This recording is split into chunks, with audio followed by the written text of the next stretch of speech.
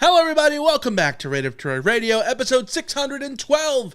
It's time for our annual megasode, the season predictions episode. We're going to walk through USC's 2025 schedule, give you our win predictions, our loss predictions here on this episode. Everybody asks all off season, what's SC's record going to be? Well, this is the episode in which we talk about it.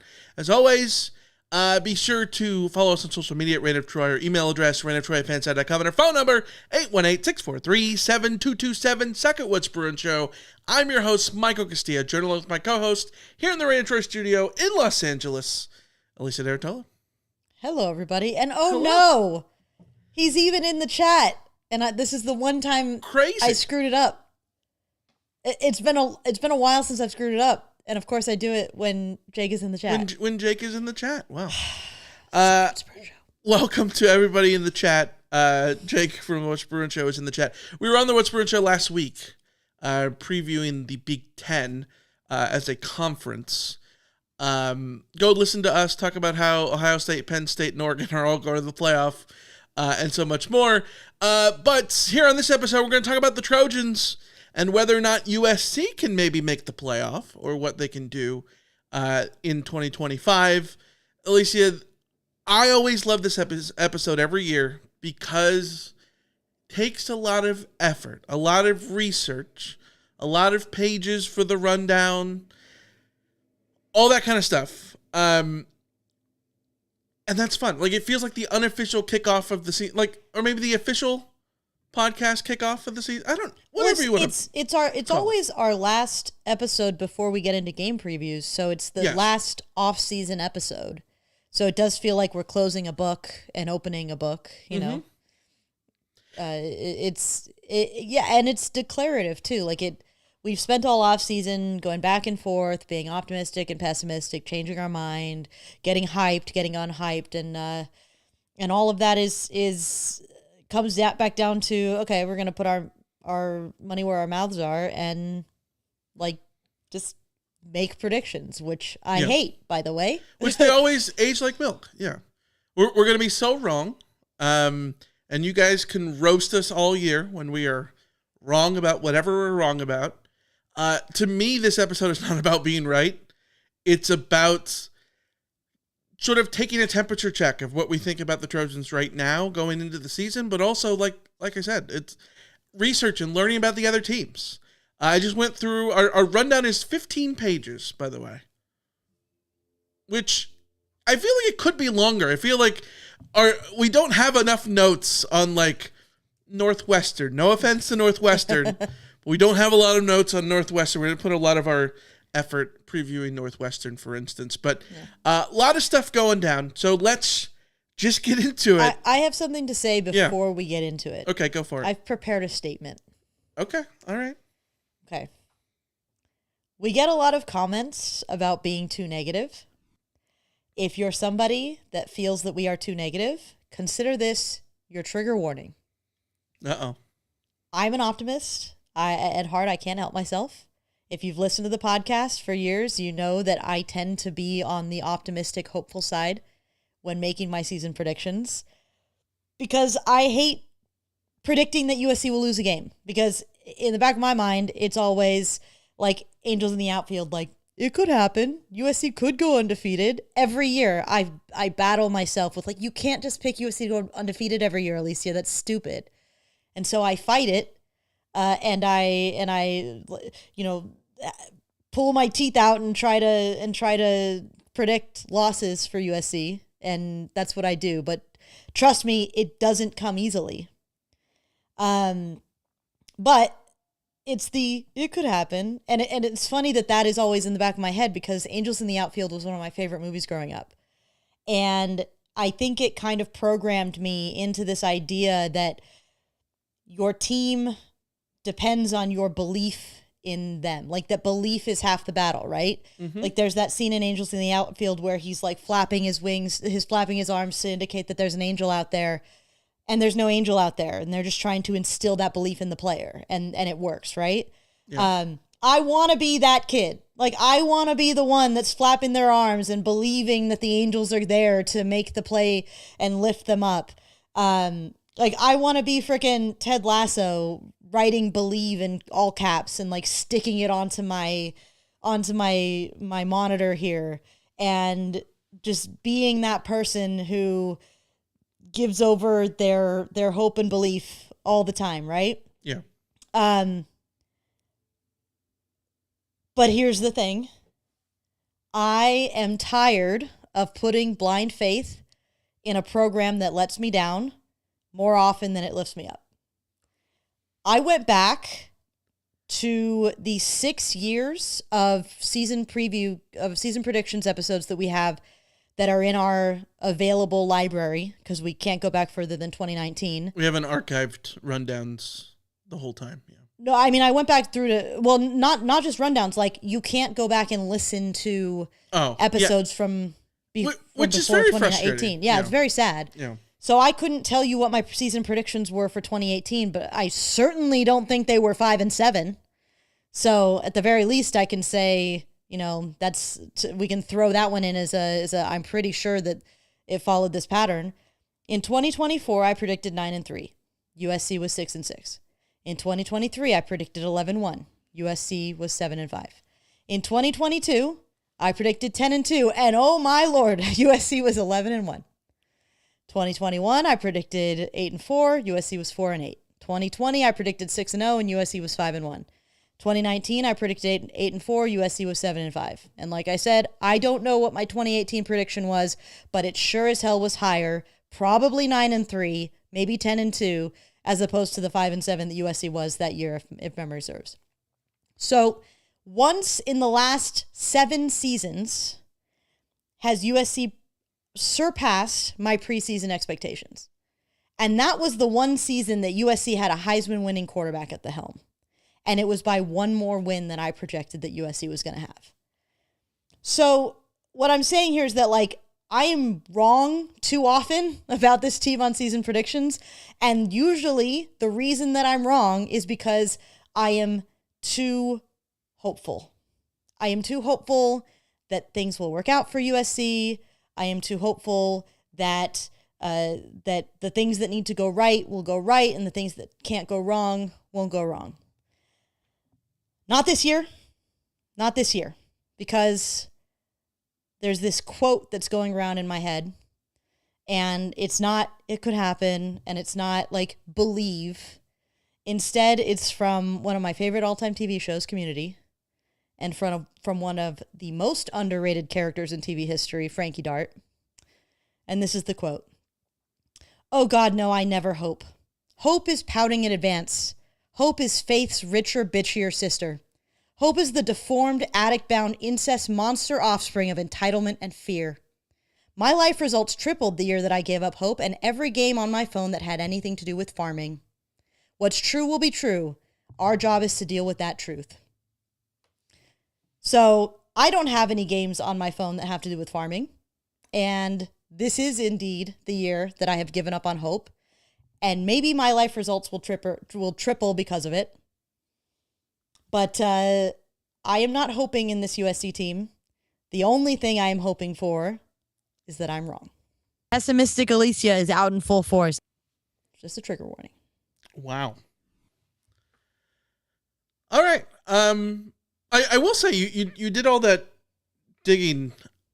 Yes, you were way off last year, and you were way off 2021. But I would say everyone was way off in 2021. That was a weird season, mid-season firing. The other seasons, you were within a game. Well, 2019 and 2020, I was within a game. Yeah. Not 2023.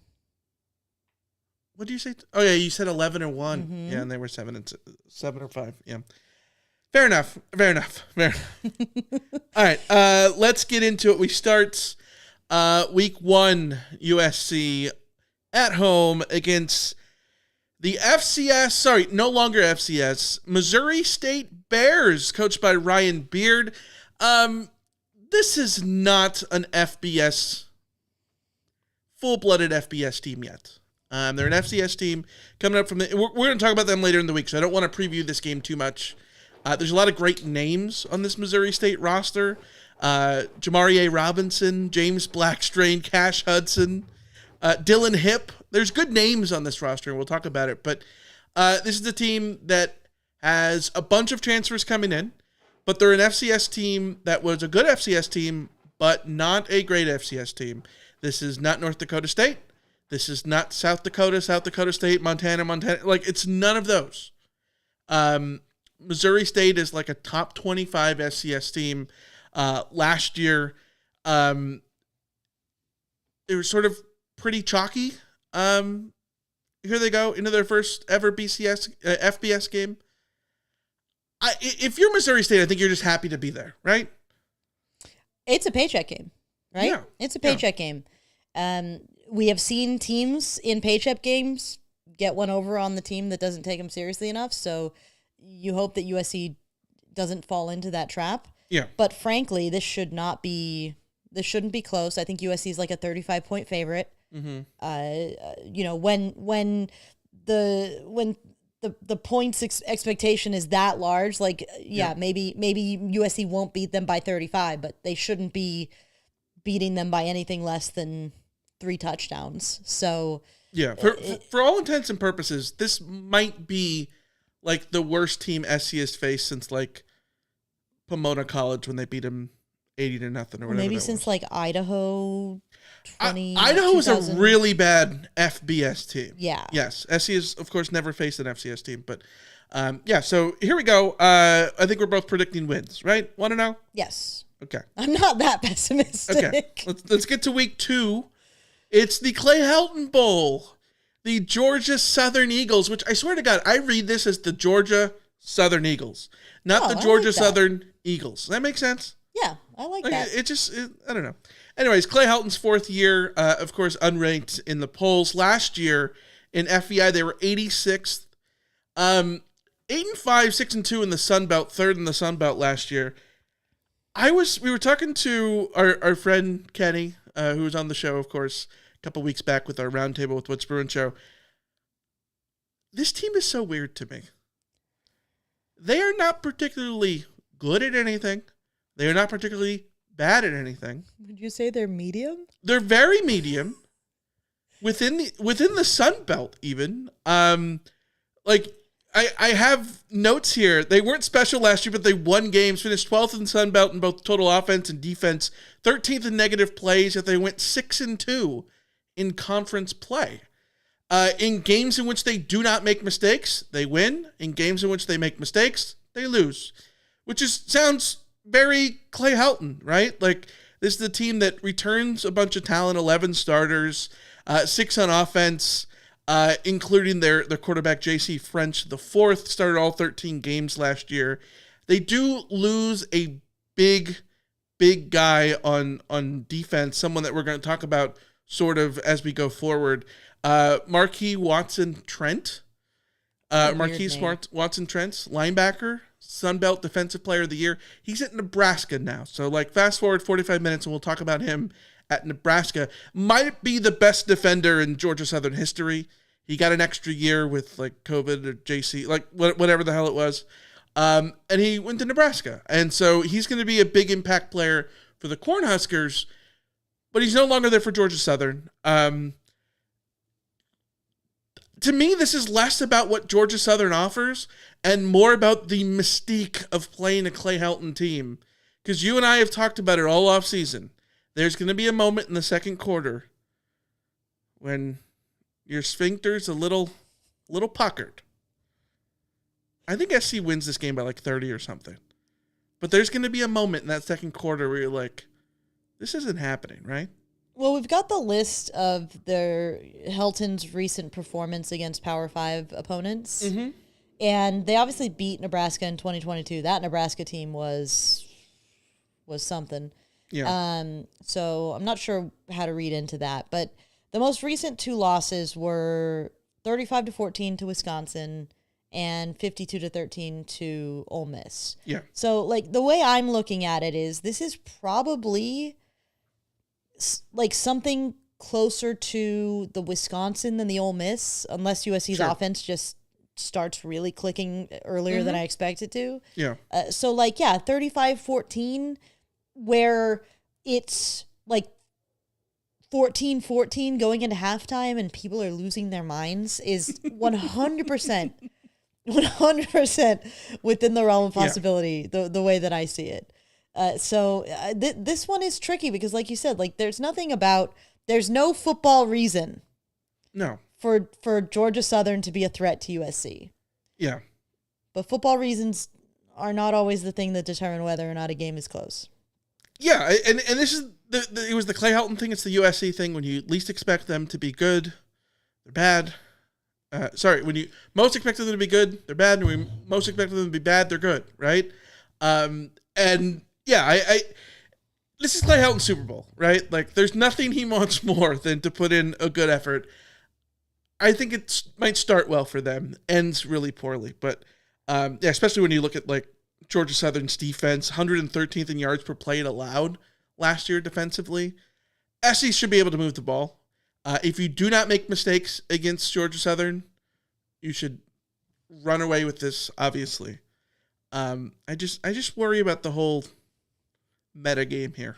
I worry about it being week 2 after USC's played an FCS plus team. Yeah. And if things go well, FCS plus is really good. If things go well against Missouri State and USC has a very comfortable win, I think it would be very easy mentally for USC to go into this week as another, like, this is a preseason game. Because the way USC's schedule plays out, it very much feels like there is the preseason and then the real season. And I think that's the only way that USC gets into trouble here is if they go into this week just not sort of expecting, so I guess the entitlement of we're just going to go out there and, roll over a Georgia Southern team that I don't think is a team that, Clay Helton teams, medium as they are. Yeah. They, Clay Helton players play for Clay Helton. Sure. They're never going to be a team that just comes in there and is just going to be flat and not care. So. Yeah, unless you're on the road in Oregon 2015 and punt the game away with down 17 in the fourth quarter. I didn't say that. Say that Helton wouldn't punt the game away himself, but his players will play for him. So yeah, we were talking about it this weekend. Like, is there any world in which SC does like a welcome back video montage? See, and this is the crazy thing is they should. They should. Because he won a Rose Bowl. He won a Rose Bowl. He won a Pac-12 title. Like, they can't do that, right? They can't do it. No, for the sake of, for Helton's sake, for USC fans' sake, for everybody's sake. It needs, 10 years needs to pass. It's too soon. Yeah. And I think we were talking about that. Like, if USC was winning, if USC was, a title contender this year, and it was very clear that USC had moved on and done fine. Yeah. Regardless of the Helton of it all, then it would be different. But the problem is that USC goes into this season carrying burdens that have very clear roots in the end of the Clay Helton era. Yes. And so in that sense, like, I don't think it's a good time to do it. No, not at all. Okay, so we have SC 2-0 going into week 3. SC's first road game on the road at Purdue, West Lafayette, Indiana. It's in the Eastern time zone. We've looked this up. SC has not won in the Eastern time zone since 2012 against Syracuse. Here they go. This is the chance. If you do not win in the Eastern time zone against Purdue, you might never win in the Eastern time zone.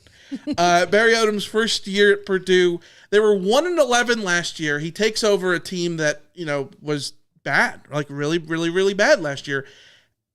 And this might be the craziest overhaul I've ever seen.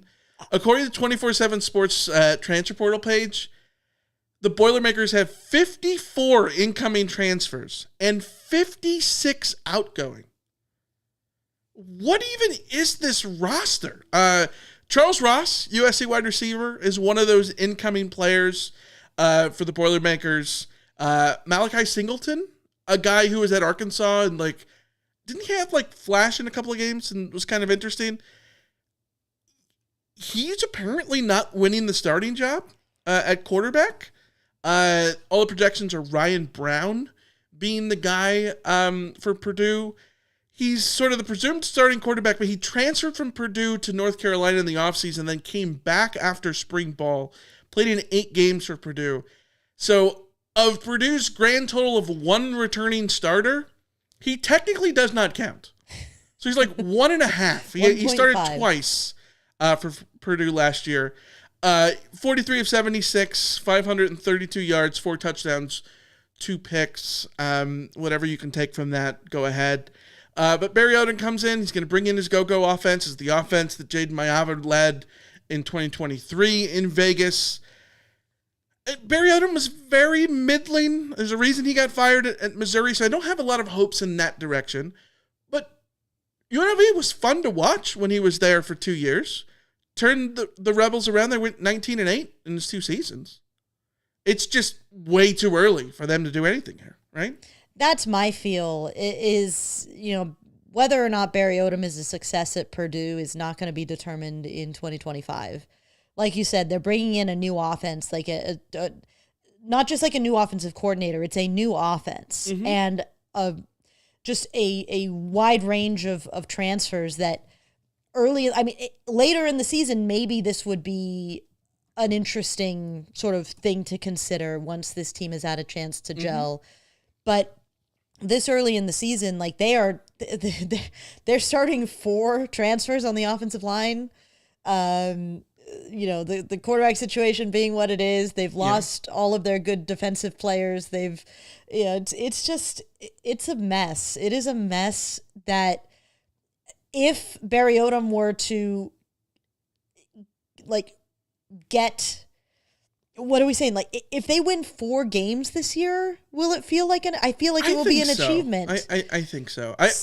I tend to think that like new head coaches early in year 1 usually get a good performance in the first month as like a false positive. Sark at Washington takes over for a winless Washington team in 2009, and they beat SC in the beginning of September, right? Like that's sort of ASU under Herm Edwards beat Michigan State, I think, in like the second game that they played. Like this happens, right? So I think there's a world in which they can, but not under these circumstances. Here's the argument for Purdue here. The argument for Purdue is that SC has been terrible on the road the last 2 years. Yes. Last 2 seasons, SC has 4 wins on the road. Those 4 wins, UCLA, in which they needed a trick play to spur the game-winning drive on the last drive of the game. Cal in 2023, 51-49, in which they basically lost the game and then won it on a Jalen Smith pass deflection on a 2-point conversion at the end of the game.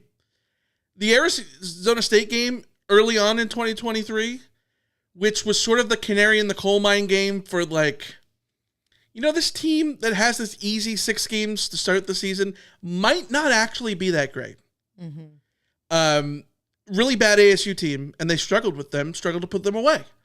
And then also in 2023, the Colorado game where they go up big and then nearly blow it at the end, right? All the other road games are losses. Michigan, Minnesota, Maryland, Washington last year. And again, like of those wins, 2 of them were in California. One was against a bad ASU team and one was against a bad Colorado team, right? And so I think Purdue fits the list of those teams that SC has beaten. But it is a trip, 2/3 across the country into Eastern time. That to me is the argument for SC struggling here. Every other football reason says that SC wins this easily. The argument for USC struggling here is that USC lost to freaking Maryland last year. Yes. Anything is possible, guys. Right, anything's possible. I was talking to our friend Kenny, and it just he was like, that game, that's the game that broke everything. Yeah. I feel like that broke me as a USC fan because I could rationalize all the other losses for what they were, but that Maryland loss was unforgivable for me. Yeah. And I'm not saying that USC is going to lose to Purdue. No. But I am saying that, again, these are the preseason games, and this is the hardest of the preseason games. And, I think the thing that Purdue has in their favor is that no one knows what Purdue is. Right. Nobody knows what Purdue is at all, and I don't know that we're going to know. Do you just watch UNLV? I mean, by that time they'll have played 2 games. But they'll have played Ball State and Southern Illinois. I don't know that we'll know all that much about. To be fair to Purdue, though, Ball State is not an auto win for them. No, and I think they could lose to Ball State for sure. Yeah. The only reason I would give them a leg up in that game is because it's at home. I don't even. Yeah. I wonder what the projections for that game are now that I think about it. But either way, the college football is weird, and weird things happen in college football, and that is the reason why this game has a tiny bit of anxiety for me, because it is the road in Maryland. Having said all of that, it's a win. If it's not a win, again, we've been talking a lot about like what's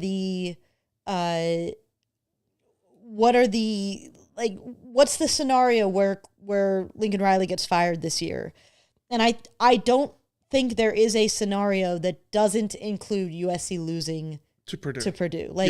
Losing to Purdue is one tick of like. We've talked about it all offseason. This is a schedule that has a path to 9-3, 10-2 right in there.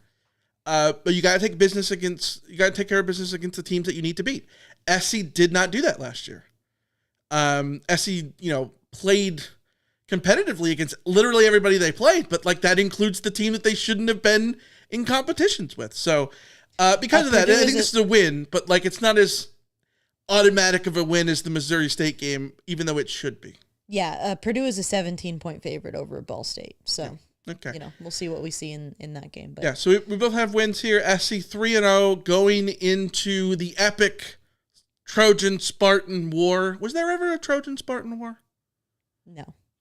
They just never got together back in the day?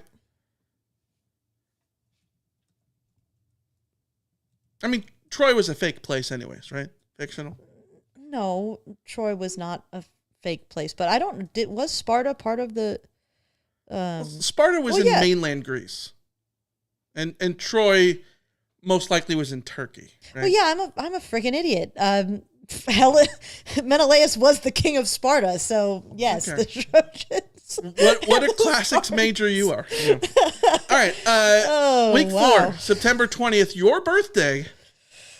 Buckle up, guys. Jonathan Smith, second season at Michigan State, comes in with the Spartans. They were 5-7 last year in his first year. Preseason FEI rankings has them at 74th, 85th on offense, 62nd on defense, 9 returning starters.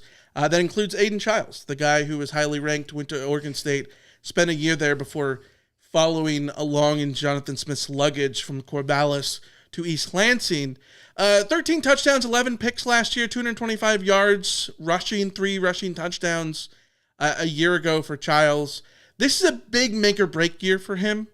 It could be a year when he takes a big step forward. It could be the year that you're like, he's just not the guy. I don't know. We're going to see that. Nick Marsh is a guy who is back at Michigan State for his sophomore season, set all of their school records for freshman receivers last year for catches and yards. 41 catches, 649 yards, 3 touchdowns as a true freshman last season.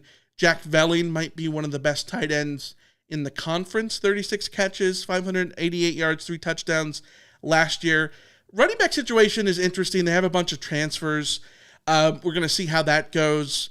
They bring in a second-team AP FCS All-American at offensive tackle, Connor Moore from Montana State.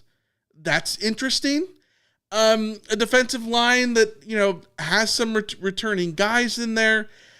They came off of a rough season last year in year 1, started 3-0, but then they lost 7 of the last 9 games by an average of 21 points. Just got punched in the face repeatedly. It was a tough schedule, right? Like they played 3 playoff teams, a talented Michigan team. They lost to a solid Illinois, but they got blown out by 27 at home against Rutgers. So I don't know what to think of Michigan State. That was year 1. Jonathan Smith, for all intents and purposes, doing a teardown at Michigan State. How much do you really take from year 1? I don't know. They're doing a massive overhaul in the offensive line. Only 22 career starts. They're going to have to rely on incoming transfers throughout the offensive line. Maybe up to 4 starters are going to be transfers on that line. It's crazy. This feels like an SC win. It It should be a team that they should be able to take care of.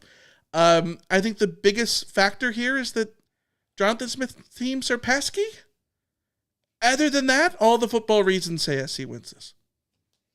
Yeah, and the thing about Jonathan Smith is, as pesky as his teams are, like, he's not a Matt Rule, at least, I mean, small sample size as it is. He took a while to get Oregon State going. Oregon State was pesky before they were productive. Yes, yeah. And I think that it's a different animal working with Michigan State here, but I don't know that I'm expecting Michigan State to take a huge leap forward this year. Mm-hmm. I think they would hope that they have a better record simply because I think their schedule eases up a bit. Yeah, quite a bit, in fact.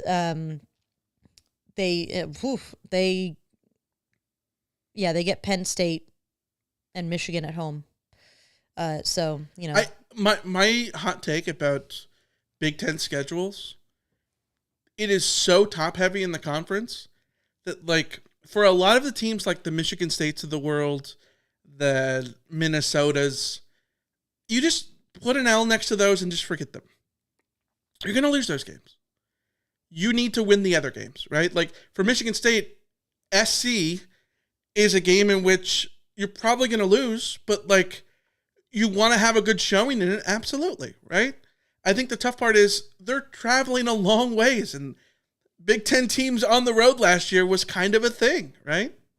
So yeah. This, like, all the signs point to an SC win here. Yeah, I just don't think I mean, and they could obviously prove me wrong, but I don't see the firepower offensively unless Childs goes and has a immaculate game against USC's defense. Yeah. I don't see the firepower defensively. So unless Jaden Mayaba decides this is going to be his 4 interception game, which is certainly you gotta imagine that he had 11 last year. Yeah, that is coming at some point. And it's a question of whether or not USC survives that in one of these circumstances. But I do think that if this game were in East Lansing, I would feel very different about it.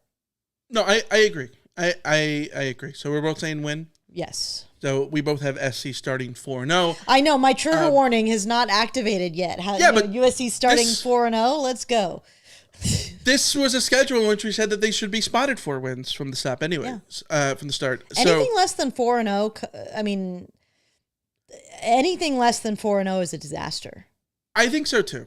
I really do think so too. Like, if you're going to be better than last year, or if you're going to, like, take a step forward in any sort of way, you have to be 4-0 here.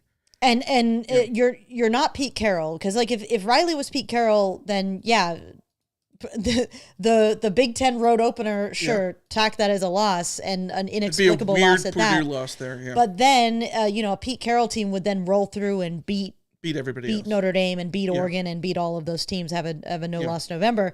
Riley, I'm not going to give him that level of faith as far as, once you've lost one of these 4 games, you lose so much legitimacy in terms of of what your prospects are going forward. Yeah.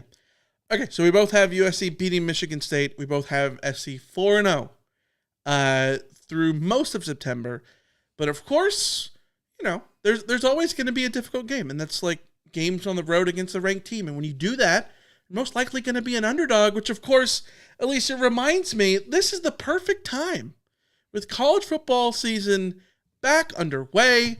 Week 0 just went down over the weekend, and perfect time to get into Underdog with Week 1 coming up. Bunch of midweek games I'm super excited about, and especially at Underdog, where one of America's favorite daily fantasy apps. You can go there. 1 million different 5-star reviews they have, it feels like. Download the app, and then you go to stat projections, and you look at whether a player will have their stat projections go higher or lower, what that stat projection is. This week, I'm looking at Thursday and Friday games. Thursday, Boise State, Maddox Madsen.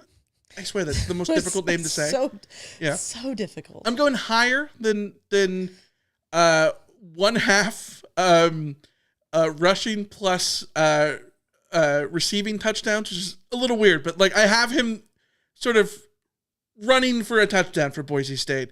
Dylan Raiola from Nebraska at Cincinnati.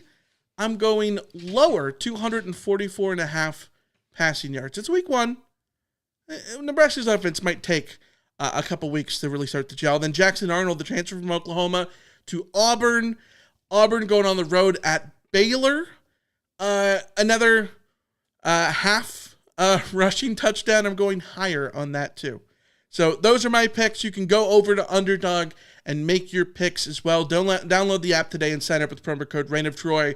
That's Reign of Troy, all one word, to score $50 in bonus funds when you play your first $5. That's promo code Reign of Troy. Millions of fans have already won billions making picks on Underdog. So will you be next? Underdog, make picks, win money. It must be 18 plus, 19 plus in Alabama and Nebraska, 19 plus in Colorado for some games, 21 plus in Arizona, Massachusetts, and Virginia, and President State where Underdog Fantasy operates. Terms apply. See assets.underdogfantasy.com/web/play and get terms _DFS_.html for details. Offer not valid in Maryland, Michigan, Ohio, and Pennsylvania. Concerned with your play, call 1-800-GAMBLER or visit ncpgambling.org. In New York, call the 24/7 HOPE line at 1-877-8-HOPE-NY or text HOPE-NY at 467-369. Alicia, we go to week 5, the game in which SC really starts to get the season percolating a bit here. On the road against Illinois. The final Illini, Brett Bielema going into his 5th season, 12th in the preseason AP poll, but 39th in preseason FVI. Massive disconnect there. But they were 10-3 last year, 6-3 in the Big Ten, 5th in the conference. Last time SC and Illinois met, of course, the 2008 Rose Bowl. The infamous bounce pass to Joe McKnight. Ray Maluga rocking Juice Williams. Well, here we go. SC going back to Champaign for the first time since '96 when the Trojans beat them 55-3. RJ Soward had a huge game as a true freshman in that one. That one was super fun. But here we go. This is a Illinois team that brings back 16 returning starters, 9 on offense, 7 on defense. Includes Luke Altmaier's probably considered the second best quarterback in the Big Ten as it stands right now. That probably changes. Saying probably is number 2 by the end of the year or whatever it is. But last year he was okay. 2,700 yards, 22 touchdowns, 6 picks, passer rating of 144. Just slightly above what we call par at 140. I would say Luke Altmaier, Big Ten good. Pac-12 mid. That fair? Yeah, I like that. Illinois last year, though, I think that they were like the prototypical chalk team against unranked teams last year. Illinois was very good. Where against unranked teams, they were 9-1, and they outscored teams by an average of 33-20. But when they faced ranked teams, they were 1-2. Getting outscored 25-12. They scored 12 points a game against ranked opponents. That includes their bowl win against South Carolina at the end of the year. Luke Altmaier against ranked teams, 2 touchdowns, 4 interceptions. 4 of his 6 interceptions came in the 3 games against ranked opponents last year. Passer rating of 107.7 in ranked teams. That's really tough. But Illinois' defense, decent. But production-wise, the offense and the defense, not overly wowie. The offense, 9th in total offense last year. The defense, 14th in total defense. This is in the Big Ten, within the Big Ten, so 18 teams, 9th out of 18 on offense, and 14th out of 18 in defense.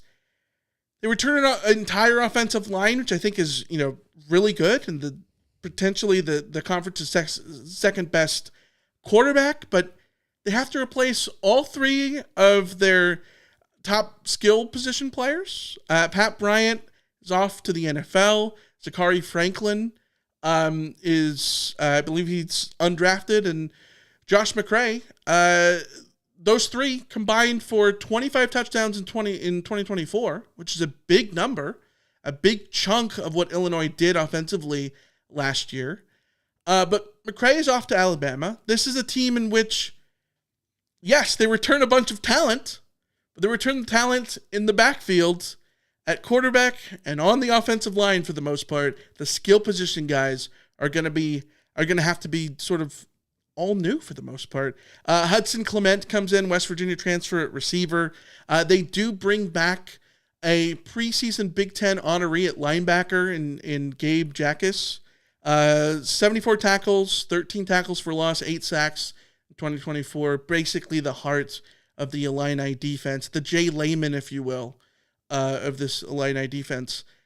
Like I said, we talked with the What's Burn Show last week, and Mike from the What's Burn Show said that he thought that Illinois was pretty overrated. I think that has been a sentiment that I've heard numerous times in the offseason. I think that you can make a very good case that that's the case, especially when you look at the disconnect between being 12th in the AP poll and 39th by FEI. Last year, they were 33rd in FEI when they went 10-3. You know, the more I've thought about it, the more I think their ranking is a reflection of the teams behind them as opposed to them. Sure. Because, I mean, we also talked, and we've talked many times with many people now about how there's just a bunch of teams that are just like, ugh. Like, you know, USC is one of those teams. Texas A&M, Florida, Ole Miss, South Carolina, all of those teams are just like, I mean, yeah, they could be good, but who the hell knows? Yeah. And I think the difference for Illinois is we do kind of know what Illinois is. Yeah. I suspect they're going to take a step back from where they were last year, but that might not be like them being a worse team than they were last year. Mm-hmm. They could still have the same record. Yeah. Well, we know that they're well coached. We know that they're well coached. Yeah. We know that they will, beat the teams that they should beat more or less, and not beat the teams that they shouldn't beat. Their schedule is not super challenging, and the big thing is that they get USC and Ohio State at home. Now, I think Ohio State's going to roll them, but getting USC at home, that's pretty big if you're Illinois, because it's pretty big because SC doesn't play well on the road. We've talked about it. USC has not played well on the road for a long time now. So holding that standard up for USC, I don't think is unfair, considering that this is in the same spot as Minnesota was last year, the Minnesota game. Mm-hmm. And I think that, like, at worst, I expect Illinois to be at least as good as Minnesota was last year. Yeah. So a lot of this comes down to circumstances. I do think Luke Altmaier is going to take a step back. I do think that this returning that offensive line is huge. Just having an offensive line returning is huge. But I still think, you just expect this team. I don't know that they're going to win 10 games this time around, but I do think they're probably still going to win eight or 9. And this is the kind of team that, like, that I feel like is prime for USC losing to. The team that is just good, takes care of their business, and defends their home turf. And it's like USC will get themselves up for somebody like Michigan, or get themselves up for somebody like Penn State. I don't know that USC gets themselves up for a team like Illinois.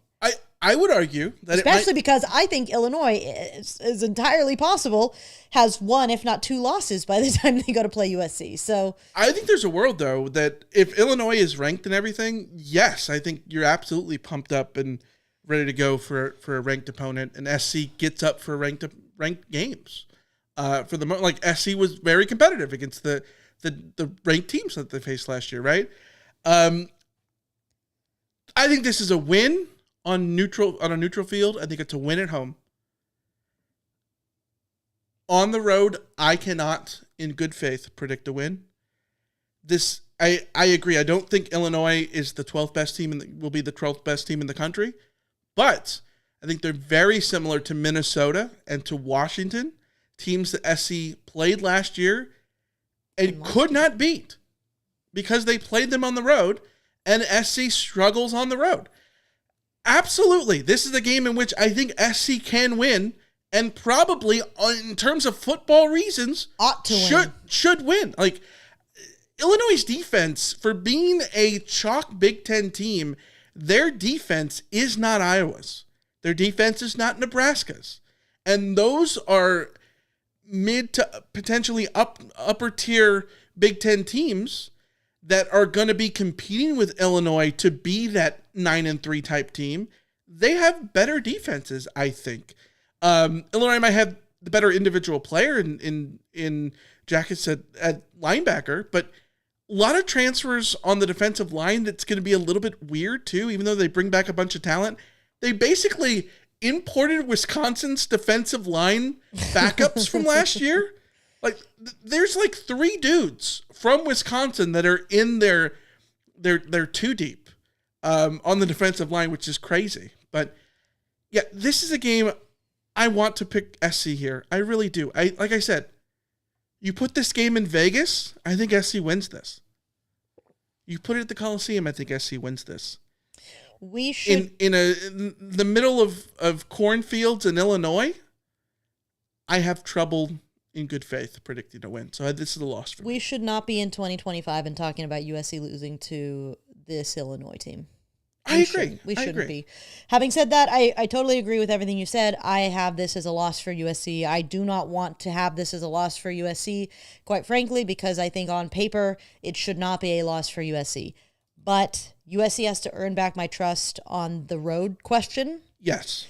And USC has to earn back my trust on the not shooting themselves in the foot question. Mm-hmm. And Illinois is a team that will let you shoot yourself in the foot and beat you for it. Yes. No, I agree. I agree. They're well coached. Brett Bielema also master of the dark arts. Like one of the elite coaches in terms of dark arts. He's going to do weird things. Remember last year in that bowl game against South Carolina? Wasn't he like getting on the field and like disrupting things? He was doing something weird, right? I feel like there was something weird that he was doing. It wasn't, and I could be misattributing this, but like weren't his teams like ones that were among the first ones to do like the clapping, disconcerting signals kind of shit? Yeah, he's willing to do anything there. Yeah. But all right, let's move on to week 6, and we're gonna move right on by it because it's the bye. Bye going into week 7, October 12th. This is like the big college football day. A lot of big games on October 12th. USC Michigan is one of those, but like not one of the marquee games that week. I think Ohio State, Penn State, I think is October 12th too. There's like a long list of great games. Go look it up. Don't hold me to whatever that is. But this is a Michigan team coming to the Coliseum. Super exciting. Ohio State, Illinois is that weekend. Okay. Clemson, Georgia, Auburn, Indiana, Oregon, LSU, South Carolina. Yeah. Michigan, games. USC, Florida, Texas A&M. Yeah, this is a game where like this feels like a potential game day game. Oh, Red River is that week. Red River, yeah. And then you just look at every other game that's going on. You're like, yeah, they're not coming for this. SC in Michigan, Sharon Moore coaching the Wolverines, 14th in the AP poll, but 9th in preseason FEI. Unlike Illinois, the FEI backs up that ranking. Last year, they were 8-5, 23rd in FEI, tied for 7th in the Big Ten.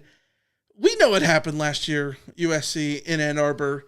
Got absolutely jiggle-bagged in the first half, and then played a masterful second half most of the way. Had a bad pick 6. Miller Moss picked off by Will Johnson. And then Mari Ramsey, like one of the few times that he misses a tackle. Mullins dude misses like over, 2 tackles all season and they're for touchdowns. Yeah. And it's a heartbreaking loss. Absolutely gut-wrenching, heartbreaking loss for SC, especially because they played so well in that second half, especially on offense. But this is I would say it's a similar but different Michigan team from last year. Alex Orji now at UNLV. Warren is back at quarterback, but like Don't expect him to be under center. It's going to be Bryce Underwood, the 5-star true freshman, number 1 overall recruit in the 2025 class. This is a team that has to replace a lot on the defensive line. Mason Graham, Kenneth Grants, both first-round defensive tackles. They're gone. Josiah Stewart, a guy who just ate Mason Murphy alive last year, he's gone, and Mason Murphy's gone. So neither of them going to be in the game. Will Johnson, who had the pick 6, he's off in the NFL. Khalil Mullins, he's in the NFL. Thankfully. Donovan Edwards, undrafted in the NFL. Alex Orji, we mentioned over at UNLV. But they still return a bunch of talent. Deshaun Barnum at linebacker. One of their main men transferred in from Maryland last year and was really damn good for them. 66 tackles. Ernest Hausman, 89 tackles, led the team with 89 tackles, 7 tackles for loss. Jair Hill back at corner, 8 PBUs last year, which is wild. Rod Moore missed 2024, but he had a really solid 2023. 2 interceptions when they went on and won the national championship. It's an interesting team. For me, this is a team that is very talented, a Michigan team that's very talented. They're going to win the trenches, even if they have to replace a lot of guys on the defense. But they have to travel 2,300 miles or whatever it is from Ann Arbor. Big Ten teams on the road, difficult. It's also a true freshman quarterback. It's Sharon Moore, who is not Jim Harbaugh. A lot of Jim Harbaugh staffers, but not Jim Harbaugh. Michigan is such a question mark to me. If you told me that they were 11-1 this year, I'd say I believe that. If you told me that they were 6-6, I'd also believe it. Well, I wonder if there will be parallels for them in the end to 2018 USC. In the sense that, like, you know... 2018 SC went real bad, though. Real sideways. No, but like 2018 USC in the sense that it's not a season that people view as a catastrophic failure because they were starting a true freshman. And it's like this season is all... I think people thought that was a catastrophic failure, though. Fair.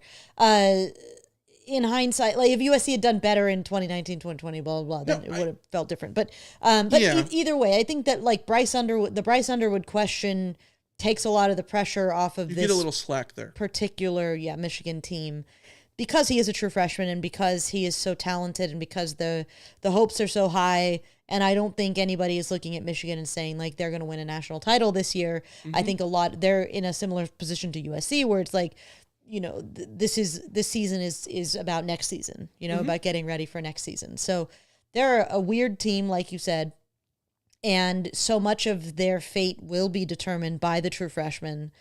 The thing is, like, I would rather have a true freshman quarterback with Bryce Underwood's talent than go through another season with any of the quarterbacks that they threw out there last season. Oh, yeah. At Michigan. So, like, even with the true freshman quarterback and the certainty of freshman growing pains, like, they will be significantly improved at quarterback. Mm-hmm. There is no question in my mind on that.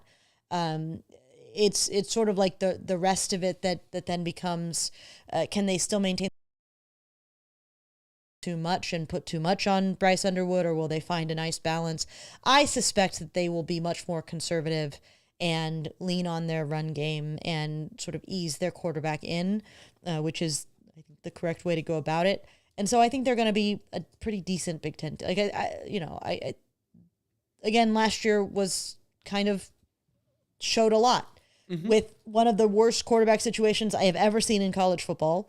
Real bad. Yeah. They lost games, like they lost to Washington specifically because they didn't have a quarterback. And they lost to Illinois because they couldn't score. Mm-hmm. And they lost to Indiana because they couldn't score. But those games were not totally out of hand. Like even with not a quarterback, they were still in those games. And like USC talks about now, could have won those games and proved that was the case when they went out and stunned Ohio State. Mm-hmm. So they remain a team that can, could win any game if they figure out their offense a little bit more. And my concern here for USC is that, their defense, I expect to stay very good. I expect their offense to be better. And even though they are traveling to the Coliseum, I still need to see USC do more than just put up a fight against the teams with the talent level of similar talent levels, for instance. Like USC has a hard enough time with teams that don't have their talent level. But if you look at like blue chip ratios and all this kind of stuff, like Michigan is, USC is. They're in a very similar boat to SC. Yes. Right? Where the 10-2, 6-6 dichotomy. Yes. And I need USC to show me again that they can do more than just, put up a fight. Yeah. And I like I said, I'm not hoping. I don't trust this team. I don't trust USC right now. I certainly think that Michigan is beatable at the Coliseum. I certainly think that's the case. Mm-hmm. I'm not predicting a win for USC over Michigan at the Coliseum simply because Michigan has proven that they can win the big game if they need to. Yes. Despite all of their other issues in a given season. Yeah. And I just even with the bad quarterback play last year. Even with the bad quarterback play. And for as good as USC was able to find ways to win in the back half of last season, they won against teams they should have won against anyways. And they lost to the team they should have lost to anyways. So, it's kind of chalky in a way for USC. And until I feel more confident about in a 1-for-1 battle, USC coming out on top, I'm not going to pick a win. Okay, so you have SC losing and being 4-2, starting 4-0, and then losing to Illinois and Michigan, correct? Yes. Okay. I think if you think that SC is taking a step forward this year and is going to be very competitive, and if you are of the mindset that we've talked about before, SC was so close last year, and if they just get 2% better, have the same performances that they did last year, but got 2% better, then so many of those close losses turn into wins, right? If you are reading it that way and looking at it in that perspective, I think this is a win. I think this is a team that you should beat. I think it's a team that you should beat in Illinois the week before, too. I think there is a world in which SC starts 6-0, just taking care of business against the teams who, at worst, are on the same level as them, right? And especially because there's a world in which SC's favored in all the first 6 games. I think the Illinois game, they're probably not the favorite, but it depends. It depends on how the season goes in the first 4 weeks, but and there's the same thing with Michigan, right? But there is a world in which SC is favored in all 6 games. I have SC splitting Illinois and Michigan based on home road splits. SC plays better at home. Michigan feels like a team in which SC should beat at home, but on the road would lose to. And this is the same thing with Illinois. So I have SC beating Michigan and being 5-1 halfway through the season. You have SC losing to Michigan and being 4-2. Let's go to week 8, SC's 7th game of the year, going on the road to face your alma mater, the Notre Dame Fighting Irish. Marcus Freeman going into season 4. Notre Dame was really good last year. 6th in the AP poll, preseason AP poll going into this season. 4th in FEI going into this season. They were 3rd in FEI last year. Top 10 offense, top 10 defense. They're number 2 in defense last year in the FEI and number 2 in the preseason FEI projections for this season as well. 14-2. College football playoff runner-ups still have no idea how they lost to Northern Illinois.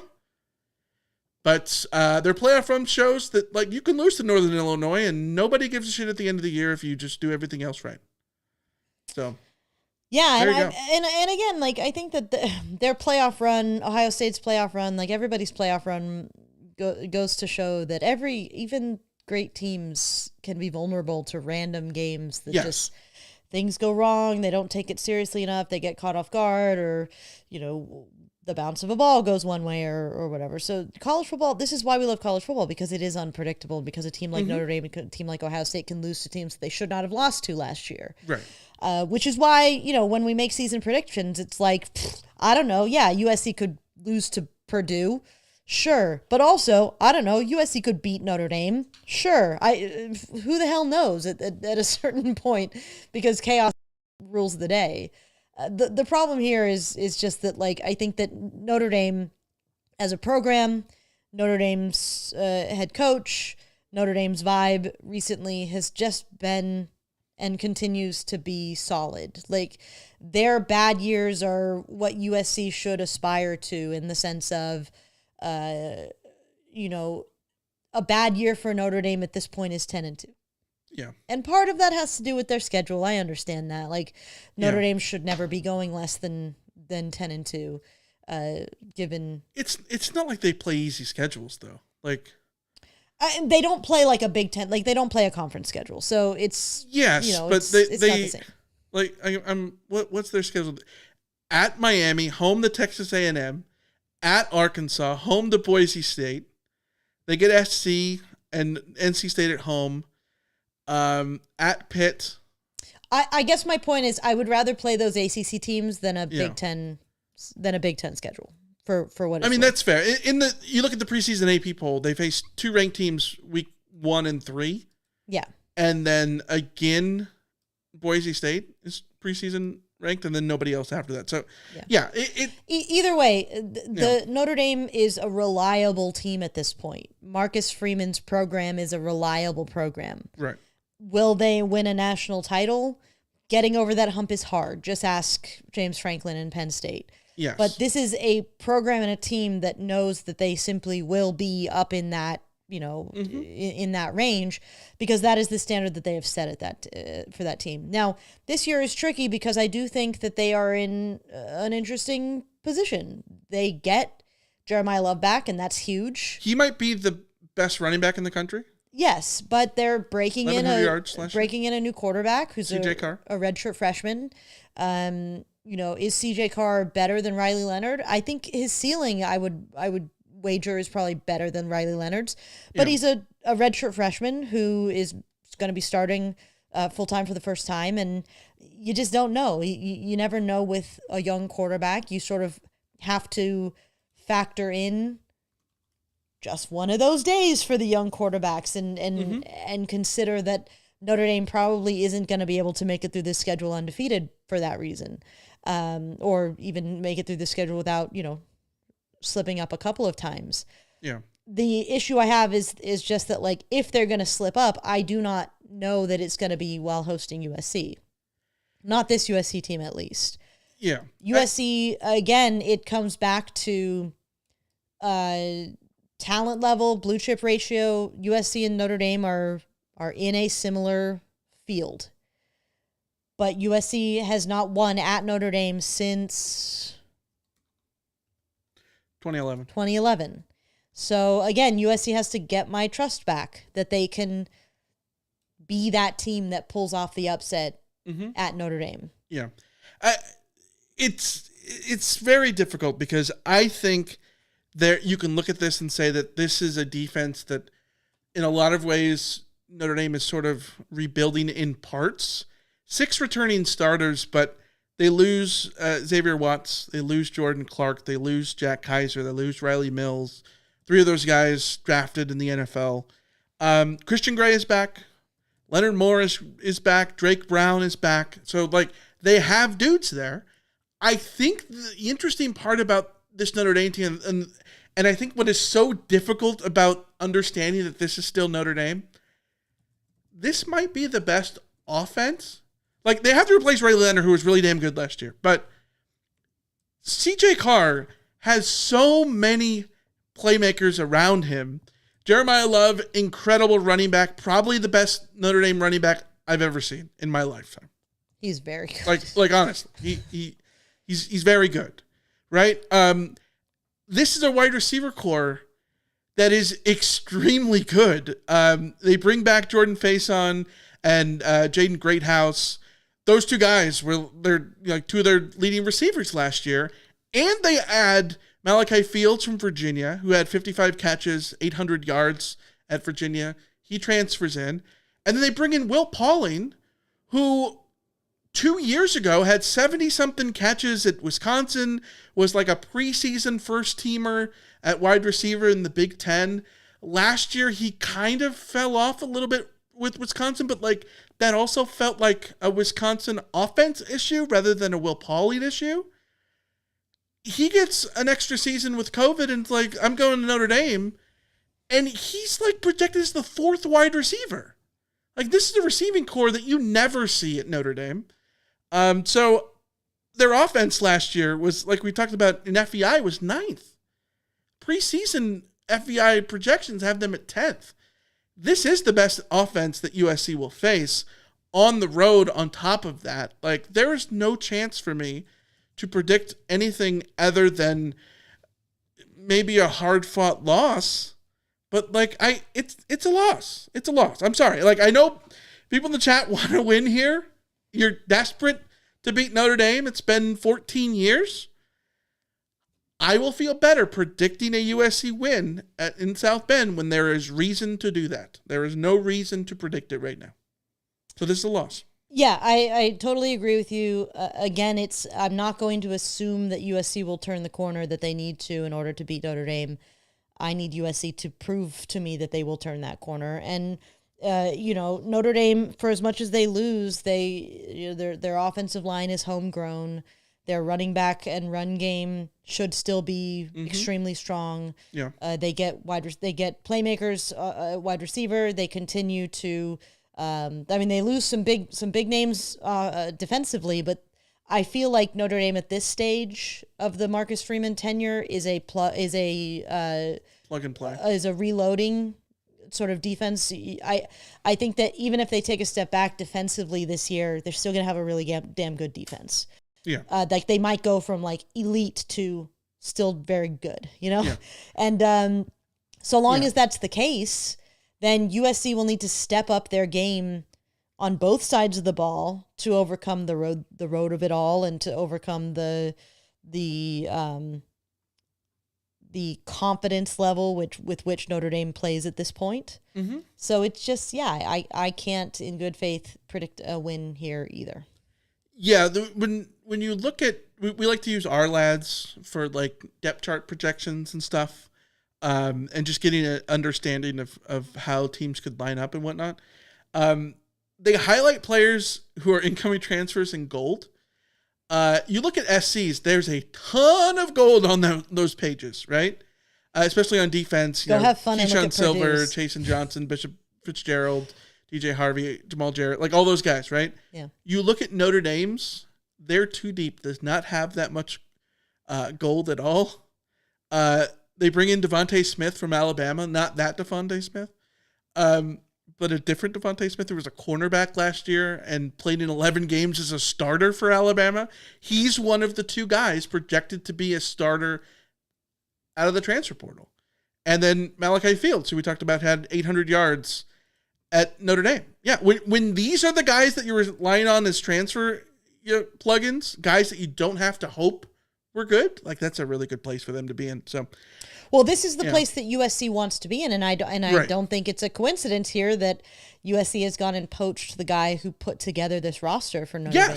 Yeah. Because Chad Bowden's entire philosophy, it would seem to me, is home grow and then supplement in strategic areas with your transfers. But the point being is that teams that are able to have consistency along their coaching staff for this many years, teams that are able to implement like long-term roster planning where they are recruiting guys who fit their schemes, and then they are training those guys in their schemes, and then they get to the point where they're ready to start and they get plugged into those schemes, so it becomes much more seamless.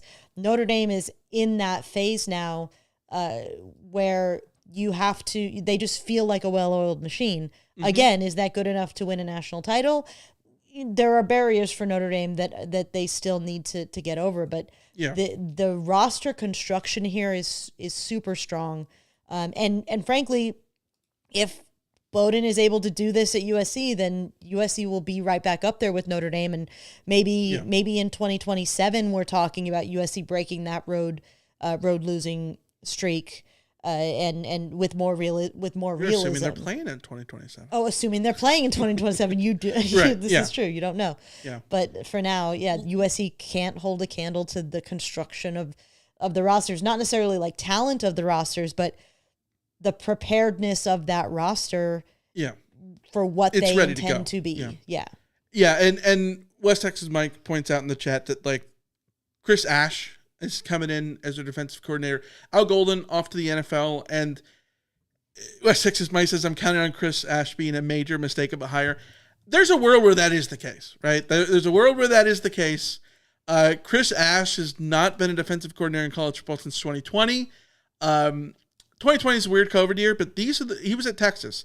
These are the notable games that he coached defensively at Texas, allowing 56 points in overtime to Texas Tech, allowing 53 points to a Lincoln Riley team in Red River, allowing 34 to Oklahoma State in Bedlam, 31 at Kansas State. So like, I don't know. There's a world where Chris Ash might not be as good as Al Golden for sure. Oh, I don't think there's any world where Chris Ash is as good as Al Golden. Yeah. But I think that in this case, it's very different for Marcus Freeman, a defensive head coach who has been a good DC. An elite DC, who will be running that defense. You know, that's Chris Ash.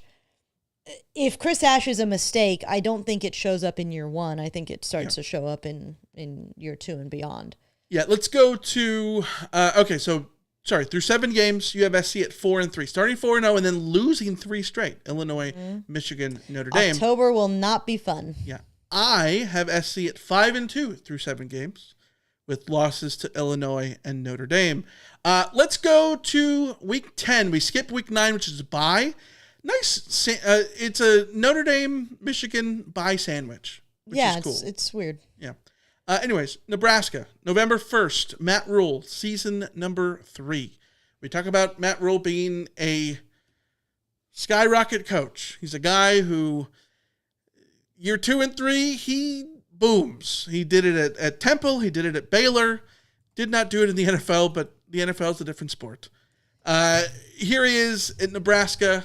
Nobody has worked at Nebraska in the last 25 years. Can he be the guy who sort of breaks the year 3 curse at Nebraska? AP poll has Nebraska at 34th when you include the others receiving votes, just behind SC. 36th in the FEI projections. Last year, the Huskers were 7-6, 3-6 in the Big Ten. They were 27th in FEI, in part because their defense was really good at 16th. SC beat the Huskers in Jaden Mayava's first game as a starter at USC last November.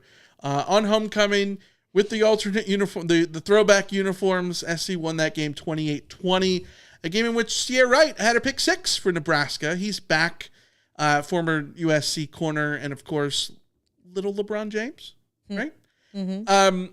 He's back, and this is the Nebraska team that is interesting. Dylan Raiola back for year 2. His freshman year numbers were freshman year numbers. 13 touchdowns, 11 picks, passer rating of $129.9. They are what they are. Shrug. He'll be judged by year 2. If he is at 160 this year, that will be great for Nebraska. If he's at 130 again, that's a problem, right? They get a couple of big transfers at receiver. Dane Key and Isaiah Hunter come in from Kentucky and Cal, respectively. Those 2 guys combined for almost 100 catches, 1,200 yards, and 7 touchdowns at their previous spots. We talked about Marquise Watson-Trent, the linebacker coming in from Georgia Southern, basically the greatest Georgia Southern linebacker in school history. Here he is. Here's his spot at Nebraska, plugging in at linebacker. It's an interesting Nebraska defense because they were really good last year, right? 16th in FEI. All the numbers were good across the board.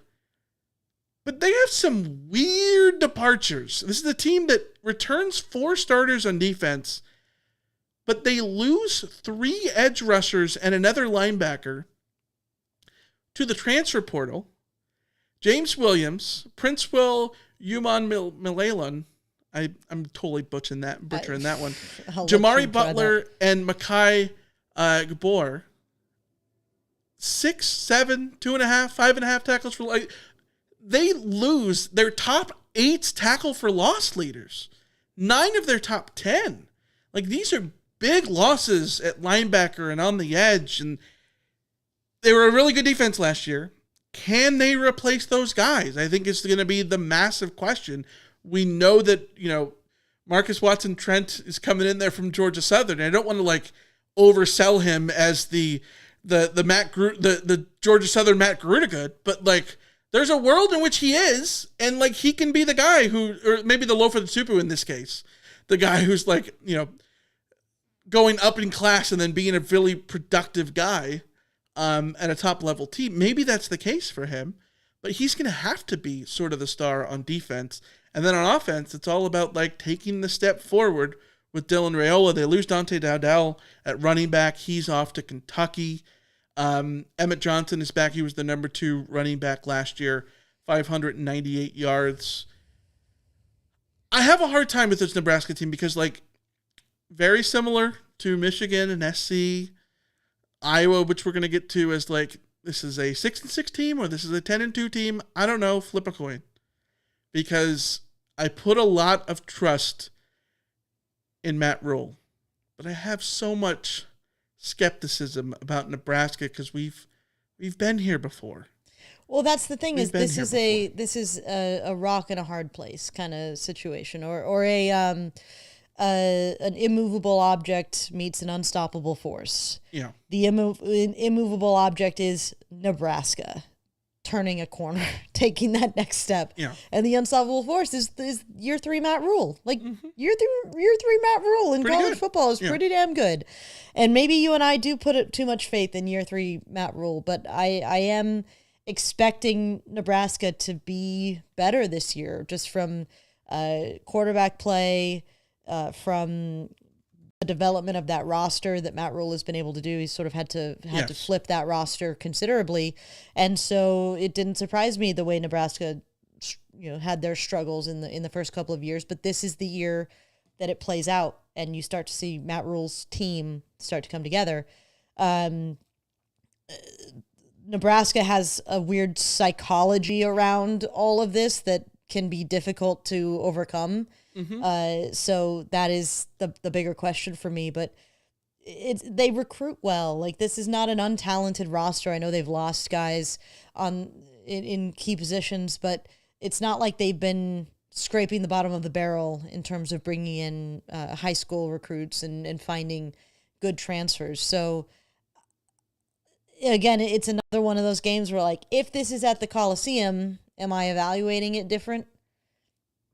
Is it just the fact that it's in Nebraska? And again, I don't necessarily trust USC to be a team that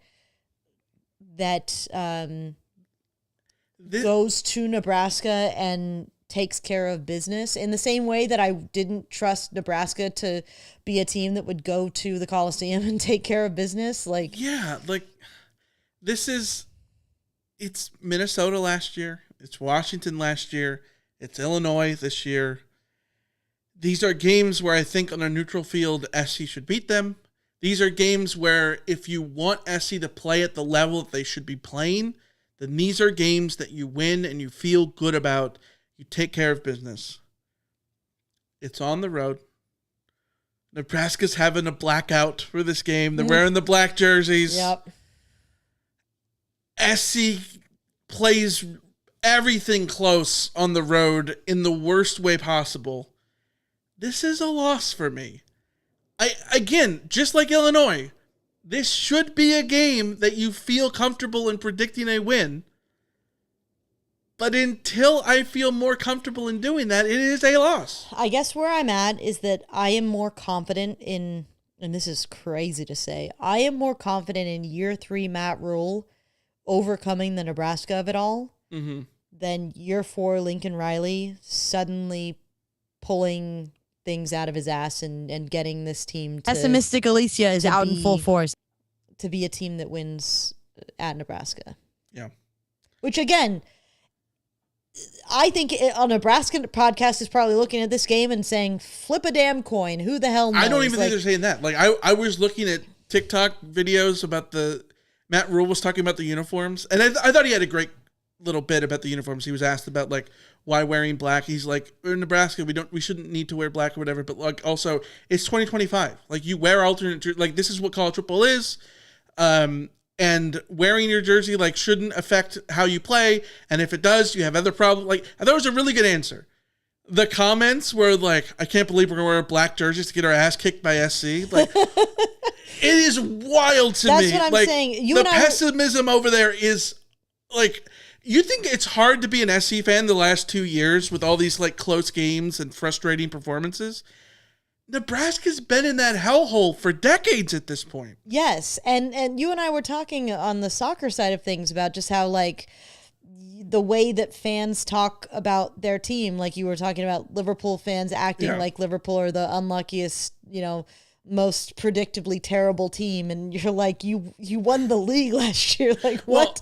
Well, literally yesterday, we had a little friends outing with our friends and went to the Cubs-Angels game, hence my USC-themed Angels cap, because it was USC Day. The Cubs won. They swept them. But, like, the end of the game, we're there with... Can we say who we were there with? Yeah. We were there with our friend Keely Yor. I don't know if you've ever heard of her. She's an Angels fan. Noted Angels fan. And it is the 9th inning. Bottom of the 9th.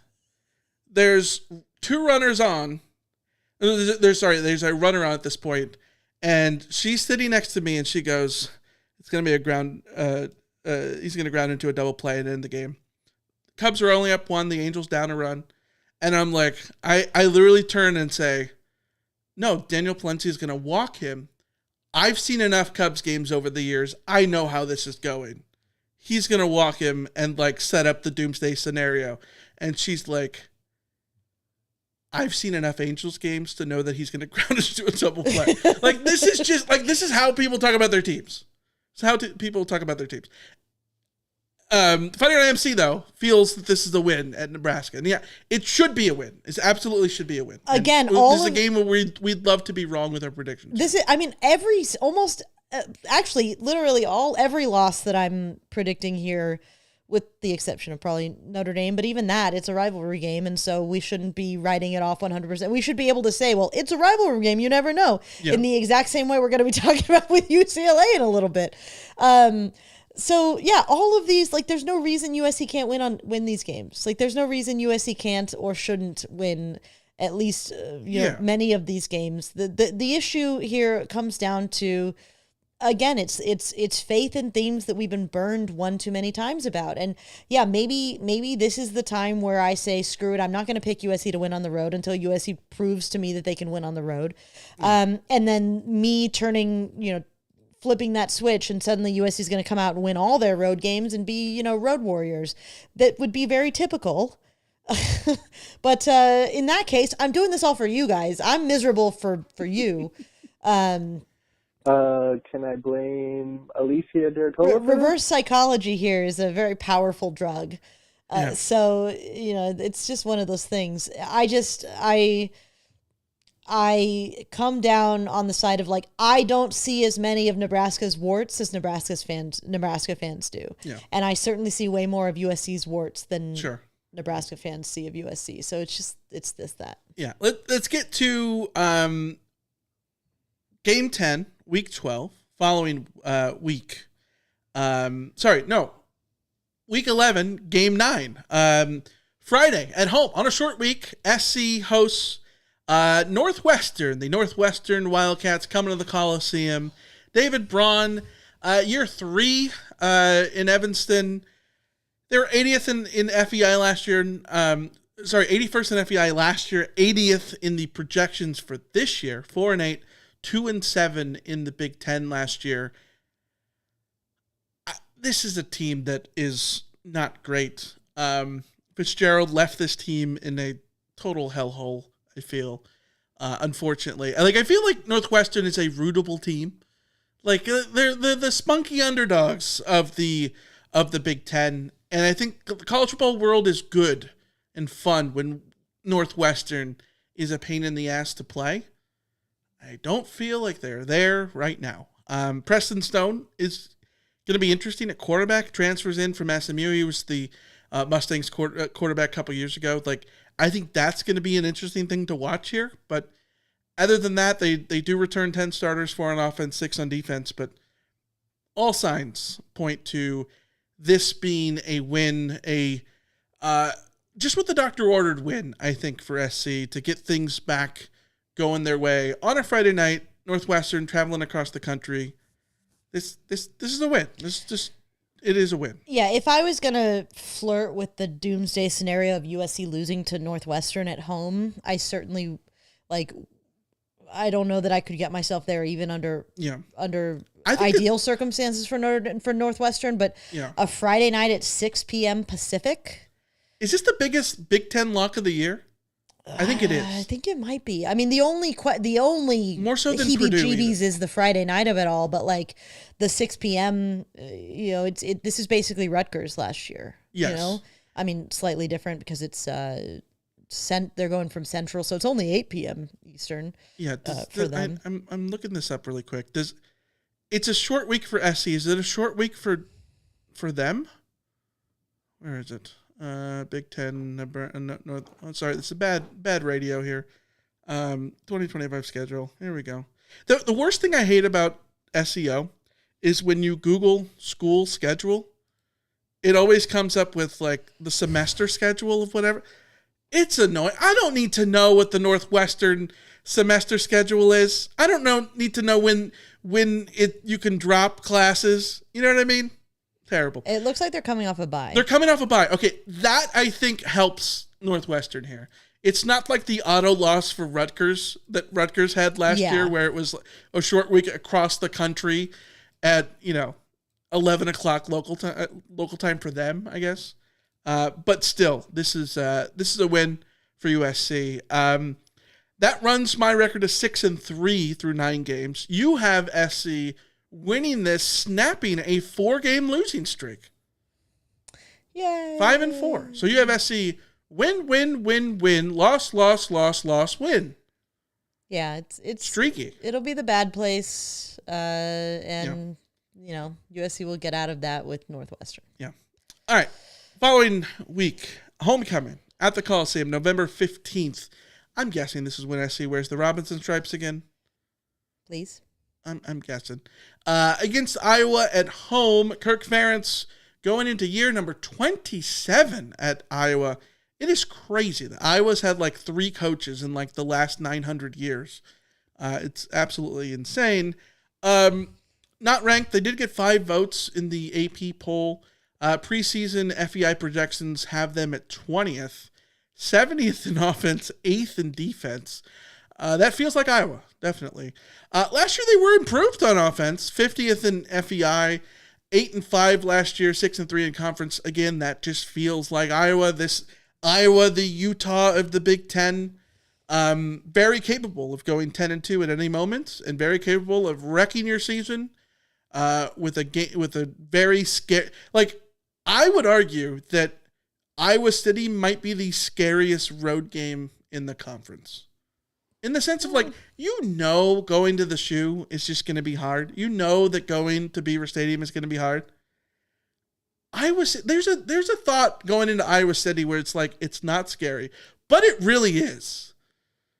Yeah, when they're waving to the Yeah, but that's not scary. What's scary is Iowa's defense. That's what's scary. Well, yes, but like they just play great at home. I'm saying like, and they're so nice to you while they're beating you. Like they're waving to the kids in the children's hospital. Like, so what's scary? Niceness is scary to you? Yes, niceness is scary.